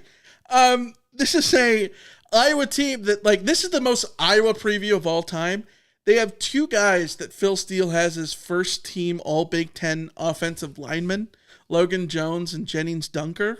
Fantastic Jennings name. with a G, by the way. Yes. Jennings Dunker. Yeah, you got to open like a Dunkin' Donuts of that. Does he dunk his donuts? Could Is he like do a Joe DiMaggio? Could he open Dunker Donuts and not get sued? He probably could. Yeah. Well, that's why Happy Jacks is what Burger King is known. Hungry Jacks is what Burger King is known as in Australia because a guy opened a thing called Burger King. I don't know if he was named King though. Like Taco Bell was Dave Bell. I don't know if he was Bill King or whatever. Anyways, I think the interesting note here about Iowa, they bring in a new quarterback, Mark Gronowski from South Dakota State. I'm real interested to see how this goes. He is I think it's safe to say he's probably the most prolific quarterback that will be playing for Iowa since Brad Banks or something. In a long, long time. Now, can he be that prolific at Iowa? Again, he won a national title at South Dakota State, 49-6. They were undefeated in 2023, 93 career touchdowns. This guy is good. Like he's got experience. He's not going to be. He's a veteran guy. He's not going to be afraid of the big stage. Those big FCS teams, they play so many tough games. They're not scared of going to, a Big Ten team on the road playing wherever. They do have to come to the Coliseum, travel a long ways. They've lost a couple guys on the offensive line, but they have so many solid guys on the offensive line still. It's Iowa, like this again. It's Utah. Iowa is my sleeper pick in the Big Ten in the same way. It's like you said, they're the Utah or the Stanford before them. Yeah, that team that's just going to be really, really difficult to beat. If Gronowski is able to come in and hit the ground running, he doesn't even need to be a prolific quarterback. He just needs to be able to find the end zone twice a game. Yeah. With his feet or with his arm, one way or another. Essentially. Which, I mean, the problem for Iowa the last couple of years is that they couldn't find the end zone, even once a game. So, unless it was the defense doing it. So, he doesn't have to lift the floor all that much. And I think he's capable of lifting it to a degree. My take on this game is I am giving USC the win. But that's because I gave USC the loss to Michigan. My prediction is that USC will lose one of these two games, the Iowa or the Michigan game at home. I think that's probably fair. I like SC winning this game because this to me feels like Wisconsin from a year ago. A team that will be a pain in the ass to play. A team that will probably be well coached in a lot of areas, right? Kirk Ferentz has been hired forever there for a reason. Mm-hmm. And he's won. He's won forever. And you know what you're going to get. It's going to be hard to score points. But Iowa is an opponent where if you do score points, you're probably winning the game. See, especially when Iowa's on the road, they're not as good on the road. That's the reason that's the reason I went with between the two. Why I went with USC losing to Michigan, and not predicting USC losing to Iowa is because I do think USC's defense will be better this year, and I do think that Iowa is in a precarious position where they will have USC's offense will have a hard time scoring on Iowa. There's no question. Even if USC's offense is really good, they will have a hard time scoring against Iowa. The problem with Iowa's offense is just they are in such a precarious spot. I don't think they can score on a good defense, and I think USC will have a good defense. And certainly at home, I expect USC's defense to be able to sort of stand up and limit. And if this is a 13-10 win for USC, it's still a win for USC. Where Michigan, I at least know their running game could really run over USC, even if USC's run defense is better. We've seen what happens when they just get one lane and go, and your best player misses his one tackle of the season, and there you go. So that's the difference for me. Yeah, I feel good about SC beating Iowa. I've got a win here to run SC's record to 7-3. You've got a win to run SC's record to 6-4. Here we go. The biggin on the road. Bowl eligible. We both have SC bowl eligible, yeah. Going into Eugene at Oregon, November 22nd, week 13. Dan Lanning going into another season for him at Georgia. He just knows how to have like 11 and 12 win regular seasons. This is an Oregon team, 13-0 last year in the regular season plus the Big Ten championship game. Got the number one overall seed, rightfully so, and then got absolutely dordle-finked in the Rose Bowl against Ohio State. How much of that was Oregon not being ready and not playing well in big games, which has been like, mind you, that's a selective thing because like they beat Ohio State last year at home. They won the Big Ten championship game against Penn State, but they lost twice to Washington the year before, and that's why they didn't go win a national title the year before, right? Like, they're in the Penn. They're not in the Penn State spot. They're above Penn State because they can win gameness. Those regular season games. They haven't. They win half of their big games. Yeah, maybe a little less than half of their big games. Yeah. But like their big game losses are enough to make you say that they don't win the big games. You know what I mean? Yeah. FEI obviously loves them. They were second in offense last year and projected to be second this year. But they lose Dylan Gabriel, quarterback. He's now with the Browns. They had a metric crap ton of guys getting drafted. What is this? 11 draftees, 10 draftees. 10 was their 10 guys. Program record. Yeah. But they have an incredible incoming transfer class, of course, aided by that sweet sweatshop Nike money. Dylan Thieneman comes in, transfer from Purdue. He was really good. PFF third team All-American last year. Osiah Worlds, great offensive lineman. This guy named Emmanuel Pregnon, I don't know if you ever heard of him, coming in from a little school called USC. Alex Harkey on the offensive line as well. Mekhi Hughes, a guy who he killed SC in that Cotton Bowl with Tulane. Malik Benson, transfer from Florida at wide receiver. And, of course, Bear Alexander, who I, again, am giving you two options. Bear Alexander is either going to be an All-American in Oregon or he's going to play one game. It's either or. Dante Moore, quarterback for Oregon. I was telling you this. I was telling our friends this. I don't think Dante Moore is that great. I didn't care what I saw from him at UCLA 2 years ago. But also, I gave him grace. It was a freshman in a weird situation for him, right? And I didn't think Bo Nix was anything when he went to Eugene. And then he turned out to be like a very, very good college quarterback. And he's starting games in the NFL now, right? So I have a hard time saying that Dante Moore won't be good. And I have a hard time thinking that Oregon isn't anything but a playoff lock. And I have an even harder time predicting any semblance of a chance that SC has to go into Eugene and beat them. I do think that Oregon 2 years ago was probably better than this Oregon team. And that was an Oregon team in which they scored two really easy touchdowns and then like took their foot off the gas and like SC played competitively in the second half. Caleb Williams tried to make a game of it at the end, but SC didn't. Yes, maybe this Oregon team isn't quite as good and they could be, maybe SC would have more of a chance, but they don't have Caleb Williams at quarterback. And again, SC doesn't play well SC doesn't finish games on the road. So how can you predict anything but a loss here?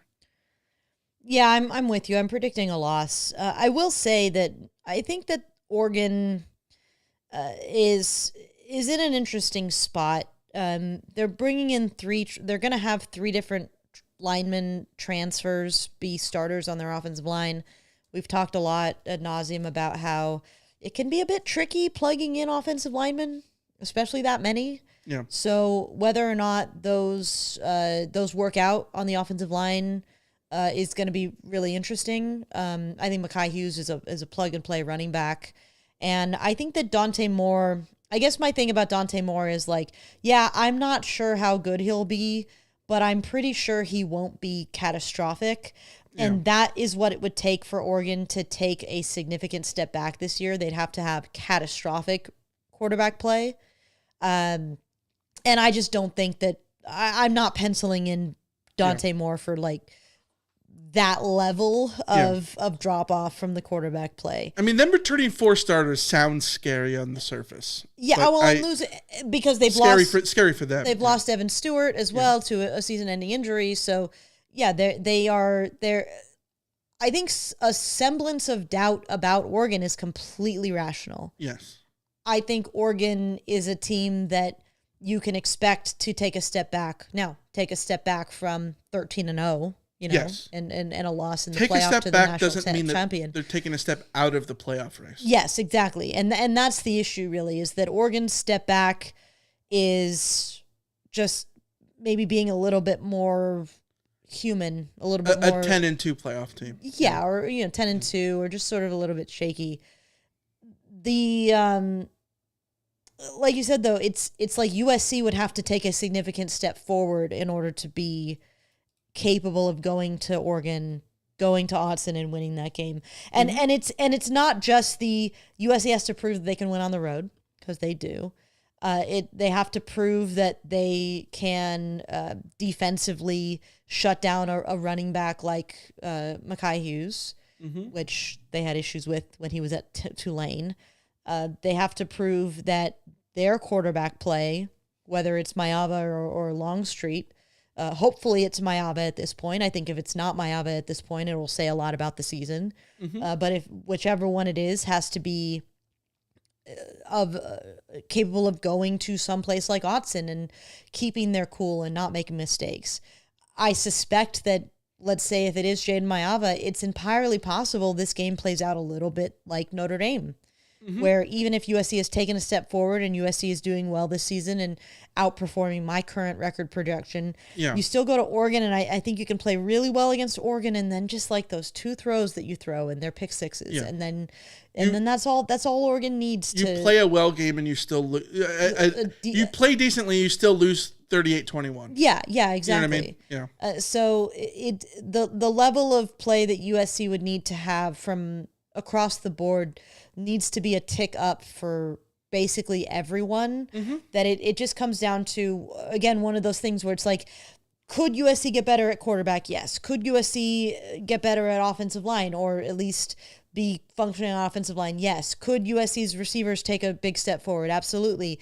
Could USC not take a step back at running back? Absolutely. Could USC's defensive line get better? Sure. Could USC's linebackers get better? Sure. Could USC's DBs hold pat and still be really solid and not feel the loss of somebody like Jalen Smith? Absolutely. What is the likelihood of all 10 of those things happening, all of them being yeses? It's a lot lower, and that's my concern for the season as a whole. But certainly, in order to be a team that goes toe to toe with Oregon, USC does need all of those things to have ticked over. Yes, if we're feeling great about SC and we think that SC is going to put everything together, they're still losing in Oregon. More likely than not. Yeah. Even if SC was a playoff team, I'd be predicting them to lose at Oregon. Well, you look at like Ohio State loses at Oregon. Yeah. And they're a national title winning team. I do think Oregon has a very fascinating schedule. Like, I think it would be very interesting to watch how their season goes. They opened the season against a really damn good Montana State team. They had that weird game against Idaho last year. They did. They had a weird game against Boise State last year, right? They get Montana State and Oklahoma State and Oregon State all in the first month. At Penn State that's probably one of their losses. At Iowa feels like a loss to me in November at Iowa. Yeah, that's tricky. That's doomsday scenario right there. Yeah. I don't know. All right, let's get to the last game. UCLA. They're in Los Angeles, by the way. I don't know if you ever heard that. Deshaun Foster's second season, not ranked in the AP poll. Preseason FEI projections have them at 47th. Last year they were 5-7. They needed to beat SC in the rivalry game. They did not. and therefore they did not make a bowl game. They returned 6 starters. This is a team that we have talked about with our friends at the What's Brewing Show. I don't know what the hell to make of UCLA. I think there is a world in which they are a pain in the ass to play, and they are a tough team. They were a pain in the ass to play last year for a lot of, not just SC, but like a lot of teams in the Big Ten as the season got on. But they are still a more than beatable team. Nico comes in from Tennessee, a guy, flawed quarterback, but with a lot of upside. A lot of upside, extremely high-ranked recruit, extremely well-paid recruit and transfer. They get Javian Thomas, running back in from Cal. Cortland Ford, remember him? Former SC Blast guy? from the past. Yeah, Cortland Ford, the car dealership. He's transferring in from Kentucky on the offensive line. They lose Ethan Garbers, TJ Harden, who we really like TJ Harden. He looked really good at running back last year for the Bruins. Carson Schlesinger, who had, I believe he just made another tackle. He had 1 million tackles for the Bruins last year. He's gone to the NFL. One of 3 linebackers who got drafted by the NFL teams out of the Bruins last year.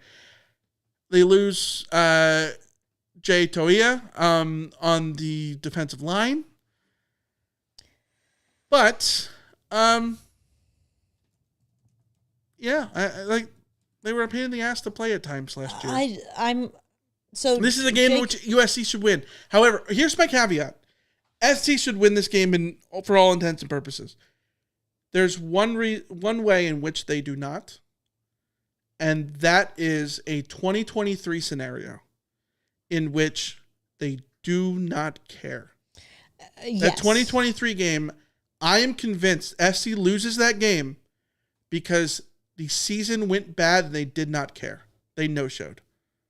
The only time that SC truly is no-showed under Lincoln Riley, like you can get mad at Lincoln Riley for a million things, but like they haven't really no-showed with the exception of that game. They no-showed in that game.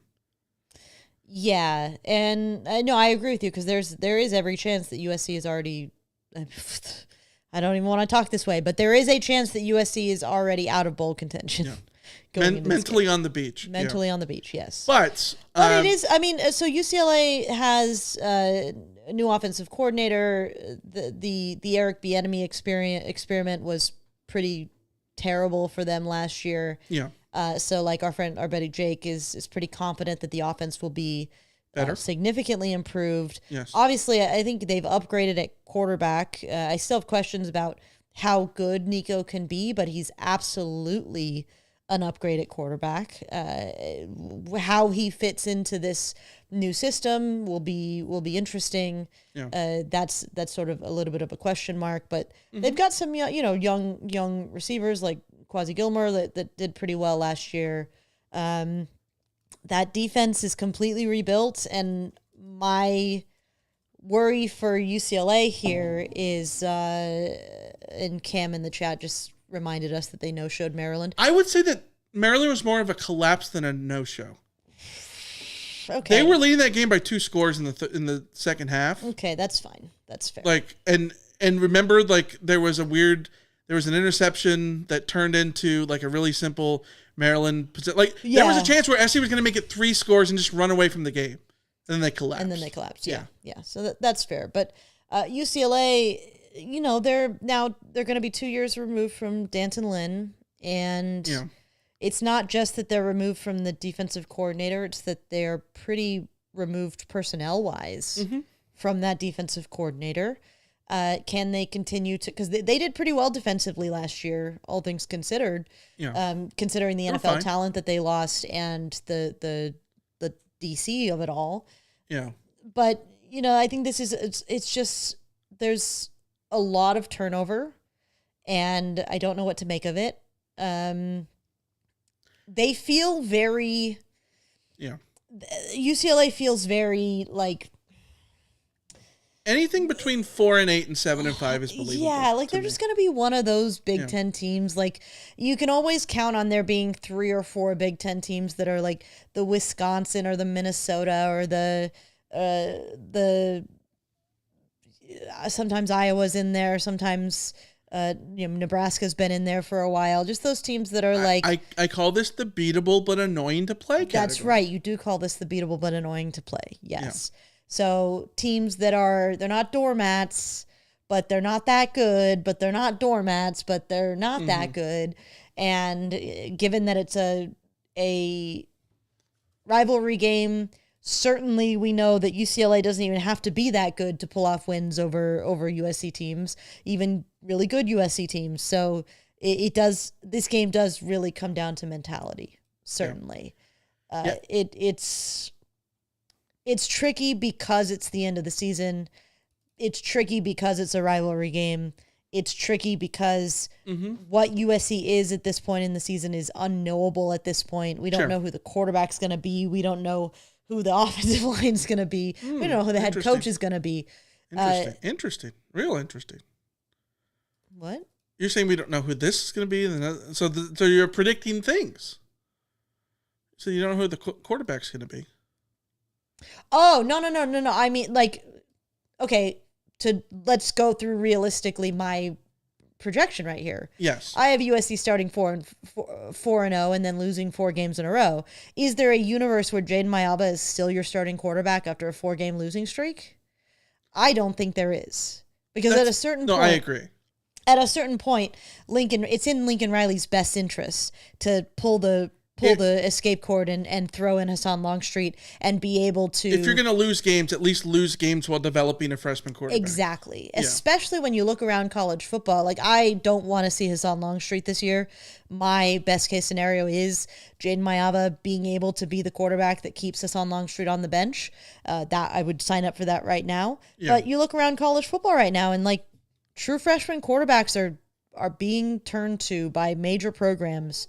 And I think that those teams will experience growing pains, but at the same time, if this is not a season that any of us expect USC to compete for actual prizes at the end of it all, then especially given that so much of USC's investment over the past year has been geared towards 2026, like you might be better off saying, fine, if we're gonna lose, would you rather be 8-4 but completely have no more clarity, or would you rather be 6-6 and have gotten Hassan Longstreet his playing time? I'm not saying that is what I would want. I think it's an interesting thing to consider. Yeah, I hear you. I also think that, like, we talked all off season that this is a 9-3 schedule.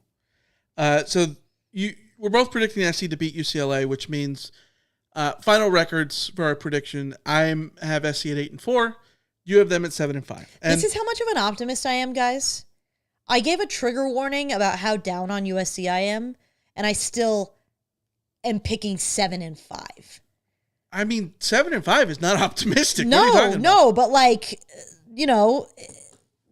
I can't even go... It's an improvement on last season. Yes, that's my point. Yeah. That's my point. No, okay, so the way I look at it, like, I have an 8-4 prediction with losses to the obvious losses, Oregon and Notre Dame, and then I have road losses to Illinois and Nebraska. I think realistically, 9-3 with losses to Oregon and Notre Dame, and you split the Illinois-Nebraska games, if that was what you offered me right now today for SC's schedule of results, I would take that. I would take it. Split Illinois and Nebraska, win all your home games, and you lose Oregon and Notre Dame. Would you take that? Would you take that deal? Would I take 9-3? Yes. 9-3 with the Illinois-Nebraska split. Absolutely, yes. No, I agree. At the same time, we talked about it, like going game by game. I think you can make a very good case that SC should be able to beat all but 2 teams on this schedule. Jake in the chat says 10-2. Fight on Natty says 8-4 would be a complete waste of the season. Yeah, like, I think that there is a world in which SC is the chalk team that just takes care of business in all their games. And if SC takes care of business in all their games, 10-2. Yes, absolutely is there. My hang up on that, again, I go back to SC has not played well on the road under Lincoln Riley the last 2 years, but even going back before that, when you had road games at Arizona, at Oregon State in 2022, that was year one. And I'm very forgiving and give a lot of grace to those, hard fought wins in year one. But those were road games in which SC wasn't great in. And we talked about it early on. Four road wins the last 2 years. UCLA, Cal, and a bad ASU team and a bad Colorado team. Every other one, every toss-up game, they've lost. And so until that happens, I'm not going to predict that they beat Illinois and Nebraska. But if they do take the step forward from last year and win the toss-up games that they lost last year, then yes, 10-2 is right there for the taking, if not at least 9-3. So now is when I just sit and say, the ball's in your court, Trojans. Do the thing. Take care of business. Take care of what you can control. Finish off your games. Allow Eric Gentry to be the guy who makes the impact and makes the tackle against Minnesota. Allow Eric Gentry to be the guy who, gets a tackle in overtime against Penn State. Allow